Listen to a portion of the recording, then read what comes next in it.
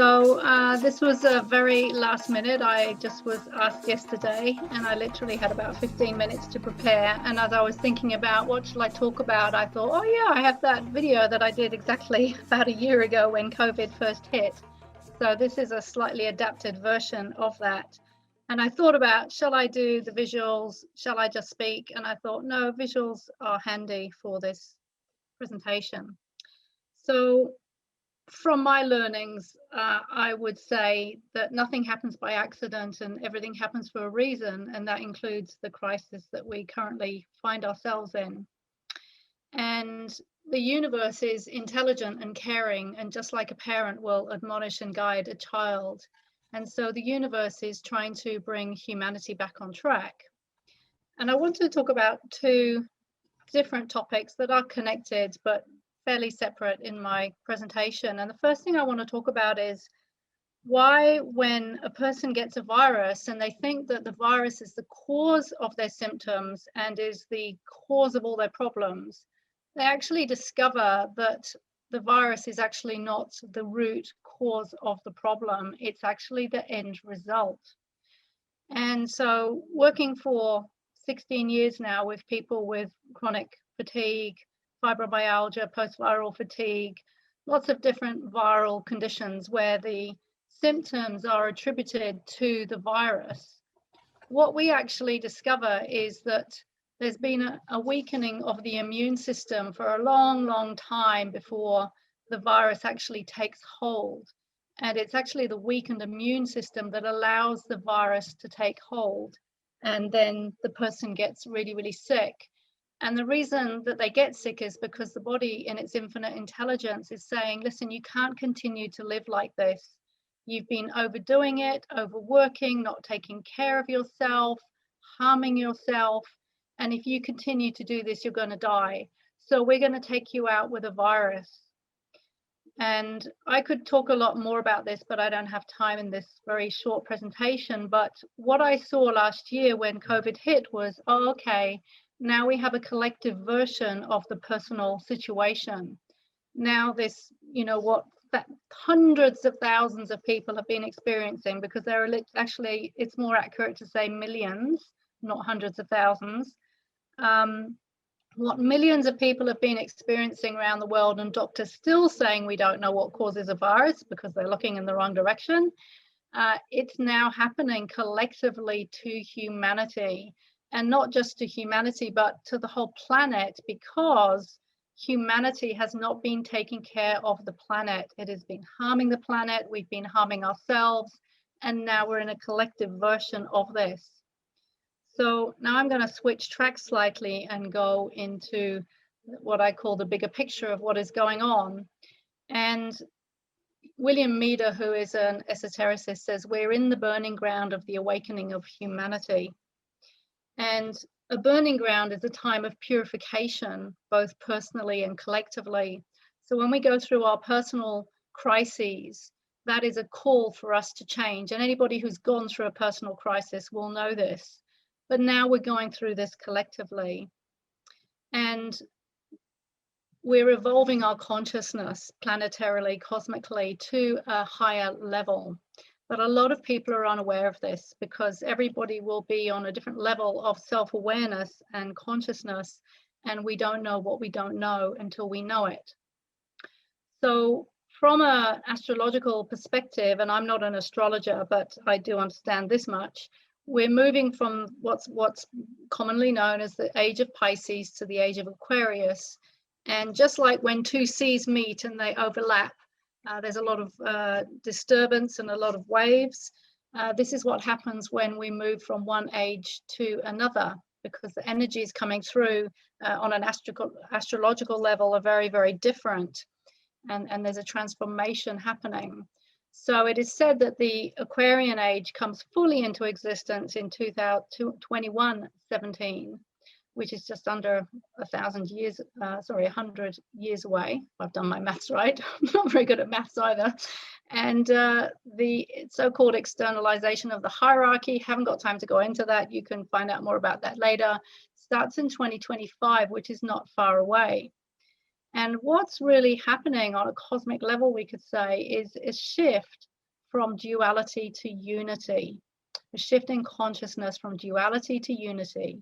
And the personality, as most people live from their personality consciousness, has what we call a separative consciousness, where it lives in duality, up, down, good, bad, right, wrong, a lot of polarization, which is very, very extreme at the moment, as you probably have seen.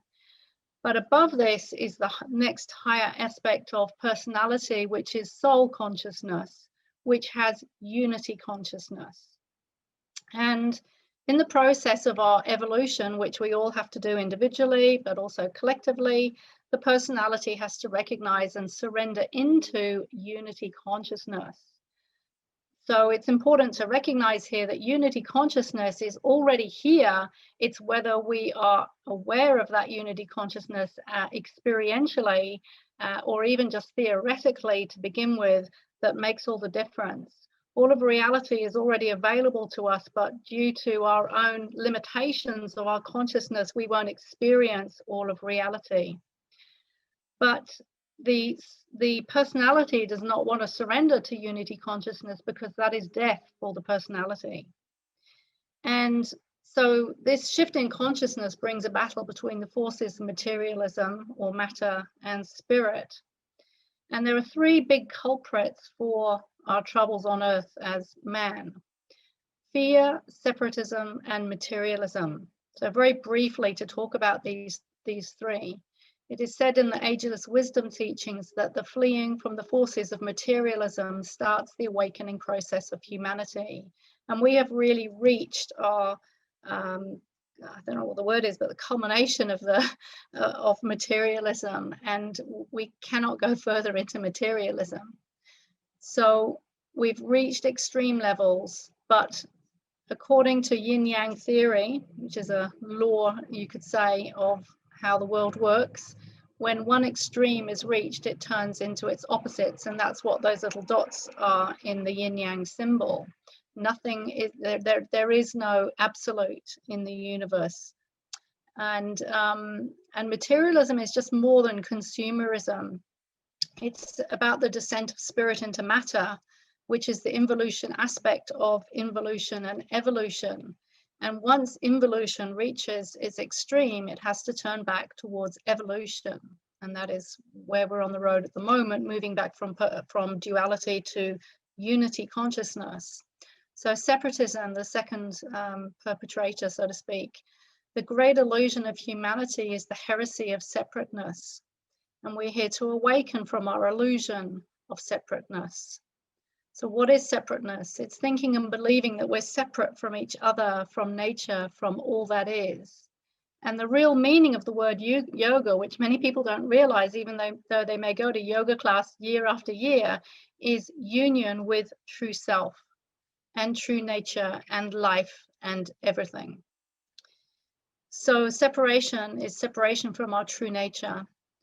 But what if you are an extension of the greater life rather than separate from it? And a lovely quote here: there is nowhere to be found any basis for separation, or any possible point of separation or of essential division. Any sense of separateness is due simply to ignorance and to the fact that certain energies are as yet unable to make adequate impression upon the human consciousness functioning in time and space, which goes back to what I was saying before. We're already one, we just haven't yet recognized it. So in the ageless wisdom teachings, they say we're transitioning from the fourth kingdom of humanity to the fifth kingdom of souls, where we move from personality to soul consciousness, from I to we, from separation to unity, from materialism to spirit, from fear to love. And this is our journey. So I just invite you to just close your eyes for a moment, and I'm just going to invite you to come into your heart, and we will share a prayer for humanity. So please close your eyes and take 2 or 3 long, deep breaths from your abdomen. And come back into yourself.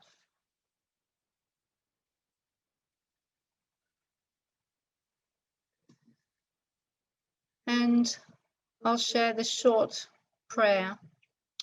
May everyone go into their heart to find refuge and feel safe. May everyone go into their heart to feel trust, openness, love, gratitude, and respect, which are the 5 essential qualities of the heart. May everyone go into their heart to see beautiful, bright light.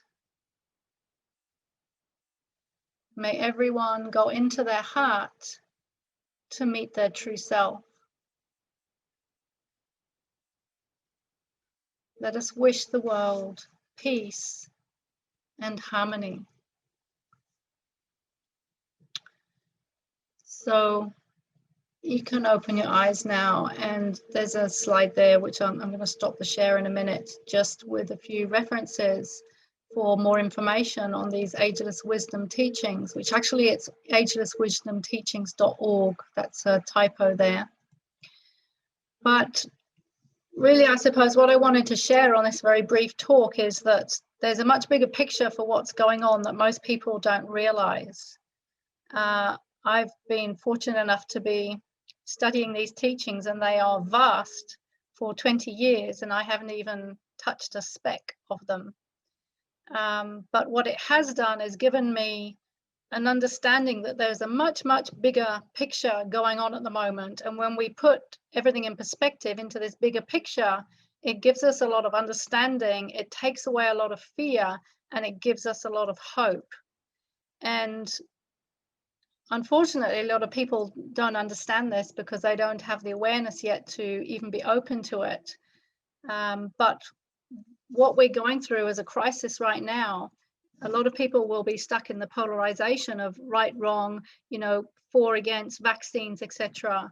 But actually, in a much, much bigger picture, from a soul consciousness level perspective, and even beyond that, from the spirit, what we call in our teachings, the true self perspective, where one is in unity consciousness and in a place of wisdom, as opposed to being in a place of ignorance where the personality consciousness is stuck with what we call the patterns of consciousness, which hold it imprisoned. There is a much bigger picture going on, which we don't even really understand, and we can't really fully understand until we reach union with our true self, which in traditional terminology is known as enlightenment. So our journey is to evolve up this ladder of self-realization to greater and greater levels of wisdom, which allows us then to behave and think and be differently. And one of the hallmarks of a master of wisdom is harmlessness. It's impossible to harm because we are one with everyone else and everything else. So harming ourselves is harming everything else. So the more people who evolve their levels of self-realization to wisdom and enlightenment, the more we're going to be making wise choices for humanity, and no longer harming ourselves or the planet or nature or anything. So I hope that's been a interesting introduction to this topic. And thank you for letting me share.